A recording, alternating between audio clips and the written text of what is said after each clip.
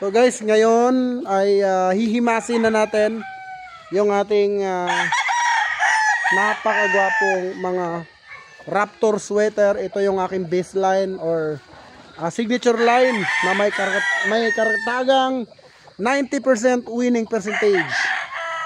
So guys, naghasik na naman ng panalo ang ating Raptor sweater sa ating client. So nag-update sa atin yung client.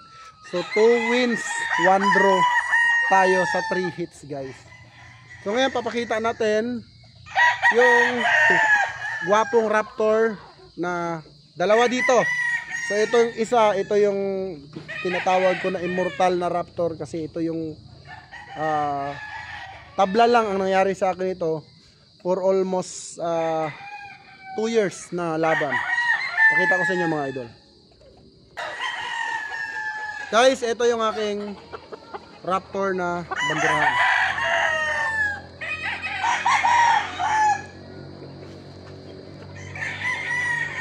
Diba? Ganyan humimas guys. Oh. Pagpag natin yung malas natin sa katawan. No? Pagpag natin.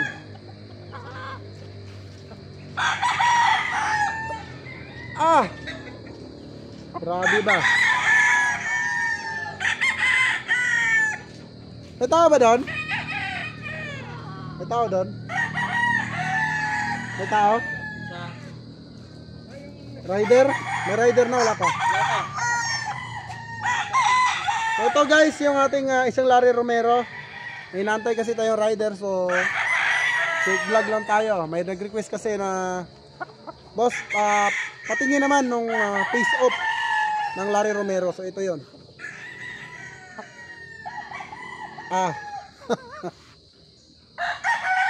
Ito guys, no, sa ibang farm, sa mga big time breeders. Guys, ito makukuha nyo sa big time breeders sa big time breeders. Makukuha nyo ng siguro sample red. Makukuha nyo to ng 45. EEJ, makukuha nyo to ng 25 to 30. JTP 7K. Diba? Layo ng diferensya pero yung manok iisa. Diba? Napakalayo. Pero gaya nga ng sinabi ko, pagka small time backyard breeder ka, hindi mo talaga kaya kumuha ng 35, 25 or 45. Kaya nga andito ako nagbe-breeds ng mga gagandang manok para naman yung 35, 20, 30 ay magiging 7. So 7 lang to guys. Bariya lang to sa inyo. Kung kayo ay may pangarap na magkaroon ng magandang manok, pero kung wala kayong pangarap, huwag na kayong magmanok. Tingnan nyo naman yung itsura.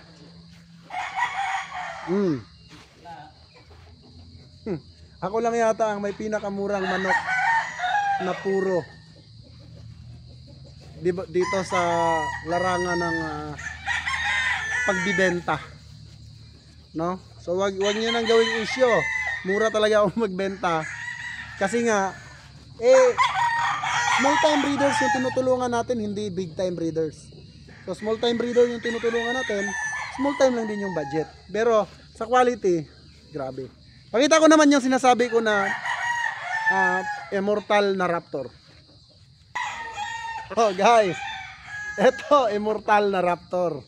Malas kapag natalo sa iyo to. Ito po, puti ang tainga. Yellow feet. Ito yung tabla lang. Kadalasan ang inabot ko dito. Never pa ako natalo dito. Tingnan mo yung itsura guys. Pag ito binili mo, ito real talk. Pag binili mo ito sa sikat na breeder, 45, 25, 35. Pero sa GTP, 7K. Street breed, Larry Romero sweater. Walang halong kemikal. Serbisyong totoo lamang. Ayan po. No.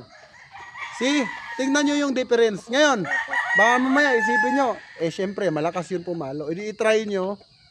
Subukan nyo lang na meron kayong original, tapos testingin nyo lang. I-testing nyo lang guys yung GTP. Tapos, ibitaw nyo sa original nyo.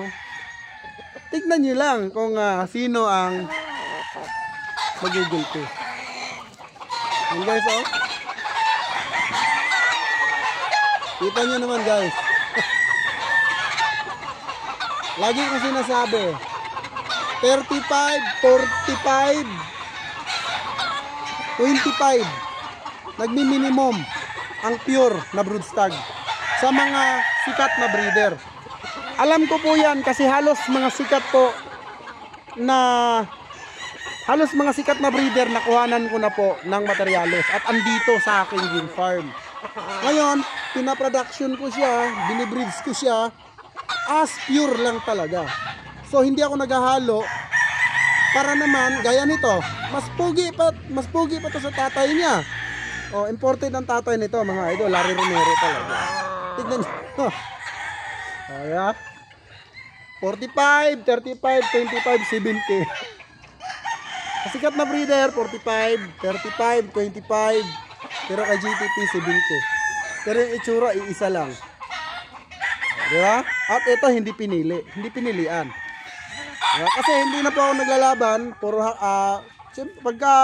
pagka maganda premyo, naglalaban ako. Pero, mostly, nakapokus ako doon sa buyers na mabibigyan ng magandang manok. So, yun lang mga idol ang ating vlog for today. Ganda, oh. Yet, andito na yung rider. Papaship ko na yung Dark Allen. Bye-bye.